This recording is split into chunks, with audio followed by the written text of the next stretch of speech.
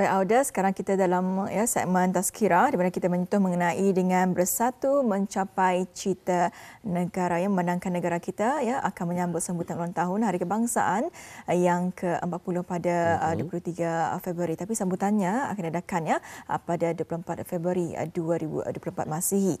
Jadi Alhamdulillah Muammar, kita hari ini telah pun menjemput seorang tetamu untuk bicara dengan lebih lanjut lagi mengenai dengan bersatu mencapai cita negara dalam segmen Tazkirah.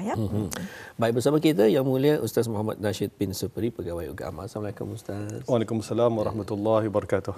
Apa khabar Ustaz? Alhamdulillah. Muammar dan Intan, apa khabar? Alhamdulillah, sehat Ustaz. Masya-Allah. Baik Ustaz, kalau kita perhatikan sambutan Hari Kebangsaan bagi negara Brunei Darussalam ini, kita ni sambutnya setiap tahun. Jadi itu sebenarnya untuk menzahirkan rasa kasih kita dan juga cara kita ni untuk mensyukuri dan juga menghayati dengan kebebasan berkenaan. Dalam pandangan Islam, bagaimana tentang cinta dan juga semangat patriotisme untuk negara kita ini Ustaz? Alhamdulillah, terima kasih Muammarah. Assalamualaikum warahmatullahi wabarakatuh. Bismillahirrahmanirrahim. Alhamdulillah wassalatu wassalamu ala Rasulillah wa ala alihi wa sahbihi wa man wala, amma ba'. Yang saya hormati Muammar dan Intan serta para penonton, mudah-mudahan kita ni semua sentiasa dirahmati oleh Allah Subhanahu wa taala.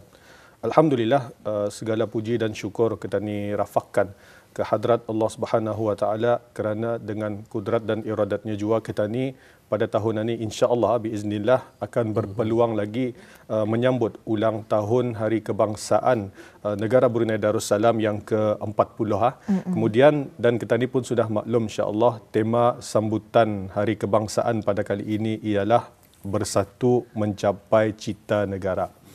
Jadi sebagai mukadimah kita ni harus tahu bahawa sesungguhnya kemerdekaan yang dikurniakan oleh Allah Subhanahu wa taala itu bukan saja merupakan satu nikmat sebenarnya, malah ia juga merupakan suatu bentuk ujian. Jadi kita ni harus ingat, sekiranya kita ni lalai ataupun kita ni leka ataupun kita ni tidak mensyukuri nikmat kurniaan Allah Subhanahu wa taala, maka indah mustahil nikmat ini akan hilang pada bila-bila masa sahaja, kerana semua nikmat ini merupakan pinjaman semata-mata. Oleh itu adalah menjadi kewajipan kita ni, terutama sekali sebagai umat Islam, untuk sentiasa mensyukuri dan mengharapkan supaya nikmat Allah Subhanahu wa taala ni akan berkekalan sampai bila-bila. Bila kita ni perhatikan di dalam Al-Quran pada surah Ibrahim pada ayat yang ke-7, yang mana Allah Subhanahu wa taala berfirman, a'udzubillahi minasyaitonirrajim, wa iz ta'azzana rabbukum la in syakartum la azidannakum wa la in kafartum inna azabi lasyadid. Shadaqallahul azim. Yang tafsirannya lebih kurang, dan ingatlah ketika Tuhan kamu memberitahu dengan sejelas-jelasnya, demi sesungguhnya jika kamu bersyukur terhadap segala nikmatku, tentu aku akan menambah nikmat itu kepada kamu, dan demi sesungguhnya jika kamu kufur terhadap nikmat itu, maka sesungguhnya azabku sangat keras. Jadi balik semula soalan yang mulia Tuan Muammar tadi mengenai dengan apakah pandangan agama Islam tentang cinta dan semangat patriotisme untuk negara kita ni. Cintakan negara ni sebenarnya obor keamanan dan kesejahteraan hidup. Kemudian cintakan negara ni, ia artinya paling ringkas yang saya sampaikan pada pagi ini ialah membina negara tu. Membina negara tu bukan untuk meruntuhkannya. Kemudian mengenai dengan perkataan patriotisme, selalu ni kita dengar patriotisme ni selalu disebut bulan 2 ni, sebab kita ni menyambut Hari Kebangsaan. Patriotisme ini adalah perasaan kasih sayang dan hormat kepada tanah air. Kemudian patriotisme ini juga adalah dedikasi dan pengorbanan demi mempertahankan negara daripada anasir yang indah baiklah, daripada masuk daripada luar ataupun daripada dalam kita ni. Kemudian semangat patriotisme ini dan cintakan negara bukanlah perkara yang mampu timbul dengan sendirinya dalam setiap diri individu itu. Ia perlu dipupuk dan disemat dalam diri seseorang itu sejak kecil lagi. Supaya apa? Supaya jiwa kita ni itu, jiwa mereka sebati dengan perasaan tersebut. Dan kita ni tahu bahawa untuk, kalau kita diperhatikan kan tema kita ni bersatu mencapai cita negara tu, kalau kita ni perhatikan perkataan bersatu tu, ia bukanlah hanya setakat golongan-golongan yang tertentu. Contoh penjawat awam.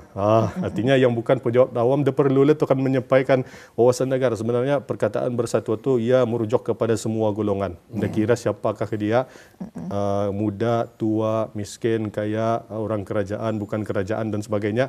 Ia merujuk kepada semua, apapun bangsa kita ni, apapun agama kita ni.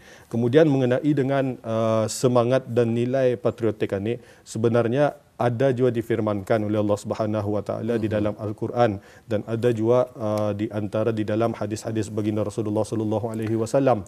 Sebagai contoh, kalau dalam Al-Quran diceritakan pada surah Al-Baqarah pada ayat yang ke-126, yang mana masa itu diceritakan bahawa wa iz qala Ibrahim rabbi ij'al hadza baladan amina warzuq ahlahu minas samarati man amana minhum billahi wal yaumil akhir. Masa itu diceritakan bahawa Nabi Ibrahim ini mendoakan kesejahteraan Mekah. Masa itu Nabi Ibrahim berkata, dan ingatlah ketika Ibrahim berdoa, ya Tuhanku, jadikanlah negeri Mekah ini negeri yang aman damai dan kurniakanlah rezeki daripada berbagai-bagai jenis buah kepada penduduknya, iaitu bagi siapa antara mereka yang beriman kepada Allah dan hari akhirat. Ini pun menunjukkan rasa kecintaan kepada negara, mendoakan yang baik-baik. Jangan kita ni dalam di mulut kita ni cakap aku cinta Brunei, tapi dalam masa yang sama juga kita ni ngucap Brunei.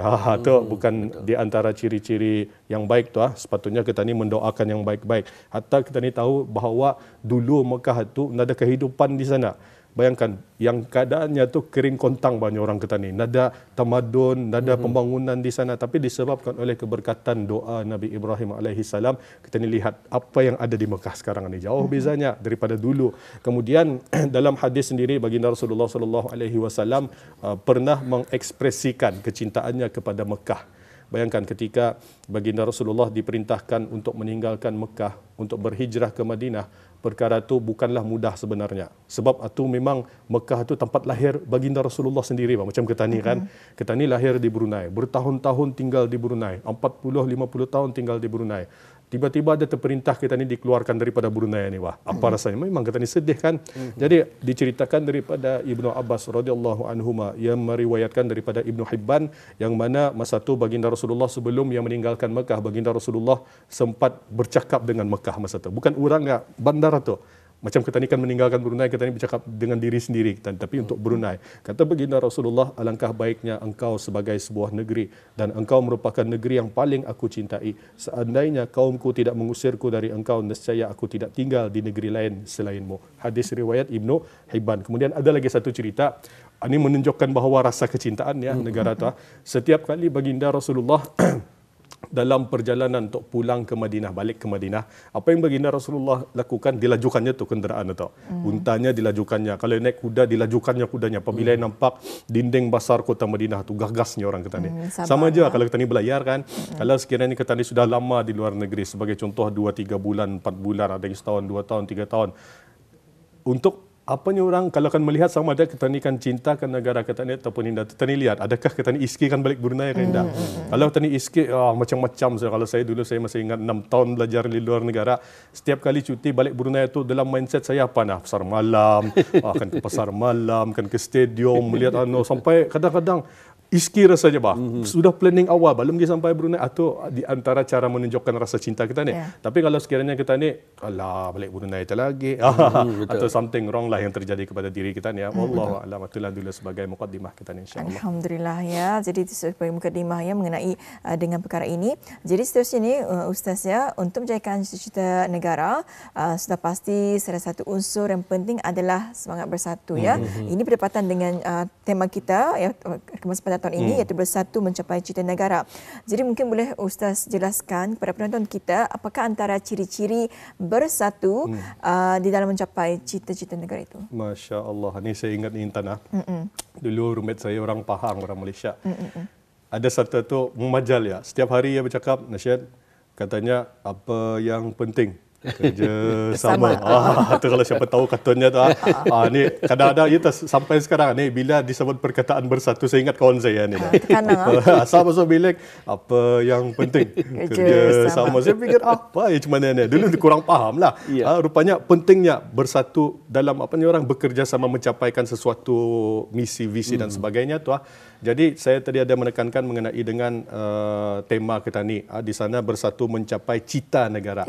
Saya highlight perkataan cita. Cita tu sebenarnya ia macam dikaitkan dengan wawasan negara kita ni, wawasan 2035.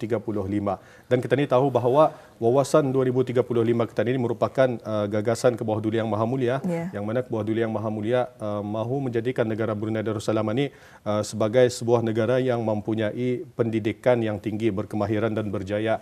Kemudian kehidupan yang berkualiti tinggi, bukan saja itu ekonomi yang dinamik dan berdaya tahan. Dan juga ke bawah Duli Yang Maha Mulia ini mahu menjadikan negara Brunei Darussalam ini negara zikir. Atau di antara wawasan kita ni. Mudah saja kalau saya akan bagi contoh analoginya. Bayangkan kalau sekiranya kita ni ada wawasan ada cita-cita. Umpama kalau sekiranya kita ni kan mau membuat rumah, sebuah rumah. Tadi kan membangun sebuah rumah. Dia bertantu. Tadi main cakap saja Kalau sekiranya kontraktor tu bertanya, kita mau rumah macam mana? Aku mau rumah. Tidak ada dilukis, tapi cakap saja. Walaupun 100 orang kontraktor berdiri depan tani tak? Dia faham. Dia faham. Jadi impian cita-cita kita ini mesti jelas sebenarnya. Jadi apabila impian kita ni jelas, barulah senang kita ni kan set goal. Goal ni jangka masa pendek, jangka masa sederhana, jangka masa panjang. Kemudian apabila kita ni sudah set goal dengan spesifik, barulah mudah kita ni mengatur strategi. Jadi macam mana cara kita ni mengatur strategi untuk mencapai wawasan kita ni, cita-cita negara kita ni dan sebagainya. Hatta impian kita ni sendiri perlu ada kerjasama, teamwork. Bayangkan Muammar kalau main bola syok sendiri semua sekali Perbaik tak ada kapten. Perbaik tak ada kapten, tapi kan semua akan jadi striker, payah je tak. Kiper seorangnya, defend kosong, midfield ada semua striker 10 orang, payah je kan. Bayangkan, jadi kita ni perlu orang mempunyai strategi yang mantap juga, tip topnya orang kita ni. Lepas ada strategi barulah mudah untuk kita ni action. Lepas action baru mudah kita ni review apa hasilnya. Kalau sekiranya ada yang perlu diperbaiki, ada masa untuk tadi memperbaiki. Kalau sekiranya baik, teruskan saja macam itu. Kemudian untuk mencapai dan memastikan wawasan tersebut dapat dicapai dengan jayanya, kita ni hendaklah menanam semangat cinta kepada agama, raja dan bangsa. Kemudian bersatu padu, bukan saja bersatu padu, bersatu hati. Penting ni. Walaupun bersatu padu tapi tidak ada bersatu hati, hancur juga tak. Dia bukan hancur luaran tu, tapi hancurnya dalaman. Bersatu padu dan bersatu hati untuk tak setia kepada raja dan negara kita ni. Kemudian kita ni mesti menjunjung tinggi agama Islam dengan penuh iltizam.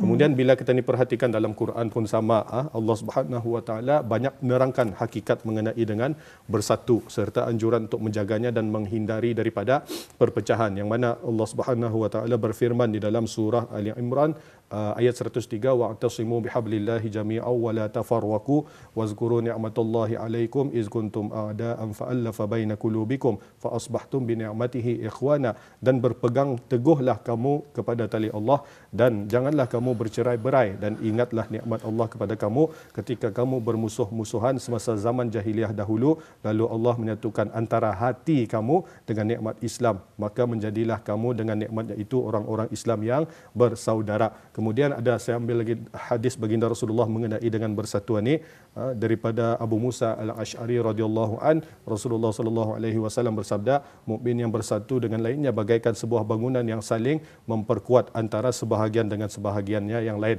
Masa tu baginda Rasulullah dah buat demo tangannya ditamukannya. Kalau kita ni bersatu umpama macam mana kita ni akan menjadi kuat. Dan kita ni boleh ambil pengajaran daripada sahabat-sahabat baginda Rasulullah macam mana bis dorang ni bersatu. Sebagai contoh perang Uhud masa tu, perang Badar. Perang Badar ketika tu yang mana Islam kurang, mana ramai tentera Islam dalam 300 lebih dengan tanah. Bayangkan 300 lebih orang tapi menang disebabkan oleh bersatu. Bayangkan dia semua tentera Islam masa tu kena bagi gaji, mana ada gaji, hatta tidak ada seorang pun kena bagi gaji. Dia semua mampu, ada senjata dan sebagainya. Tapi bis dorang ni siapa yang tidak mampu cari senjata buat sendiri. Hatta kalau sekiranya tidak mampu membuat, tidak mampu mencari, dorang ikut saja. Atau di antara contoh bersatu. Kemudian Ashabul Kahfi pun bersatu, walaupun bis dorang ni 7 orang saja menghadapi ramai orang kafir ketika tu. 7 orang ni bersatu sampai mereka ni mempunyai iman yang benar-benar kuat. Wallahu a'lam insyaallah. Baik, sebetulnya cukup apa datang dengan pengisian kita, segmen atas kirah kita pada hari ini Ustaz. InsyaAllah. Jadi mungkin dapat kita ni simpulkanlah ataupun kita ni padatkan lagi dengan pengisian seterusnya. Dalam mencapai patlah-patlah ini pastinya ada usaha ni Ustaz. Dan usaha ni memang tidak dapat dinafikan, ada saja cabarannya. Ujian. Jadi bagaimana dalam Islam untuk kita ni melalui tekanan-tekanan yang dalam usaha berkenaan, dan juga bagaimana untuk kita ni menjaga mentaati pemimpin dalam aspek untuk mencapai InsyaAllah. cita negara kita. Terima kasih Muammarah. Memang kalau tadi kan berubah kepada yang lebih baik dan sebagainya. Mesti ada cabaran, mesti ada ujian. Dan kita ni sebagai orang Islam ni, umat Islam, apabila kita ni ditimpa ujian, kita ni mesti ya ayyuhallazina amanu sta'inu bis-sabri was-salah. Wahai orang-orang yang beriman, mohonlah bantuan kepada Allah Subhanahu wa taala dengan sabar dan sembahyang. Itu yang pertama, sabar dan sembahyang. Kemudian yang kedua adalah selalunya apabila orang itu ditimpa ujian, responnya ada dua ni, sama ada pasrah ataupun redha. Pasrah tu give up artinya, pasrah give up. Dah apalah, biar macam ikan mati usulnya. Kau bayangkan kalau ikan yang mati, dia ikut arus kalau dia berenang. Betul. Tapi kita ni bukan ikan mati. Kita ni umpama ikan hidup. Kita ni melawan arus. Jadi apabila kita ni ditimpa ujian, kuatlah. Kita ni kuatkan semangat kita ni dan sebagainya. Redha. Redha ni kita ni mengikhlaskan apa yang terjadi dalam sesuatu kehidupan kita ni. Itu yang paling penting apabila kita ni ditimpa ujian dan musibah. Jadilah kita ni orang yang kuat, fokus. Jangan hilang fokus. Kadang-kadang apabila orang itu ditimpa ujian sebagai contoh COVID-19, balung bertahan ni, ada yang hilang fokus ni. Macam mana ni kan mencapai wawasan 2035. Fikirnya COVID ni sampai bila-bila. Rupanya sekejap saja. Hilang fokus, jangan. Kita ni mesti fokus. Kemudian mengenai dengan mentaati pemimpin ataupun pemerintah penting. Untuk mencapai wawasan negara kita ni mesti taat kepada pemimpin dan pemerintah kita ni. Sebab itu merupakan perintah Allah Subhanahu wa taala. Dalam Quran pun ada Allah beritahu kan, ya ayyuhallazina amanu athi'ullaha wa athi'ur rasul wa ulil amri minkum. Wahai orang-orang yang beriman, taatilah Allah dan taatilah Rasulullah dan kepada pemimpin-pemimpin kamu. Jadi mesti bila masanya kita ni boleh taat kepada orang pemimpin kita ni, ada ketikanya. Kalau sekiranya pemimpin kita ni, pemerintah kita ni menyuruh kita ni melakukan sesuatu perkara yang munkar. Jadi betapa pentingnya untuk kita ni taat setia kepada pemimpin kita ni, taat setia kepada raja kita ni, supaya apa yang kita ni impikan itu mudah untuk tercapai. Bolehkan mencapai impian seorang-seorang boleh, tapi bukan mudah. Lebih mudah untuk kita ni mencapai impian itu secara kerjasama bersatu lah kita insya-Allah. Apa yang penting Ustaz? Apa yang penting? Kerjasama. Masya-Allah. Jadi untuk mencapai cita-cita ataupun mencapai cita negara ini, perlu kita ni kerjasama dari berbagai sebetulnya, bukannya hanya satu pihak, tapi sebetulnya masing-masing mempunyai peranan masing-masing untuk sama-sama menjayakan wawasan Brunei 2035. Baik, alhamdulillah, semoga apapun je pengisian kita, walaupun ianya singkat sahaja namun cukup padat diberikan bersama kita, iaitu Yang Mulia Ustaz Muhammad Nashyid bin Sapri, Pegawai Agama, dengan tajuk kita pada hari ini, segmen Tazkirah Bersatu Mencapai Cita Negara. Tanpa kita sedari, patah perkataan berkenaan telah pun diterangkan. Bersatu mencapai dan juga cita negara itu juga tentunya telah pun diterangkan dengan jelas oleh narasumber kita. Oleh itu kita ucapkan terima kasih kepada Ustaz kerana kesempatan. InsyaAllah Ustaz, kita ada lagi ruangan yang lainnya dengan Ustaz ya. Dengan itu sekali lagi terima kasih Ustaz. Assalamualaikum. Waalaikumsalam warahmatullahi wabarakatuh.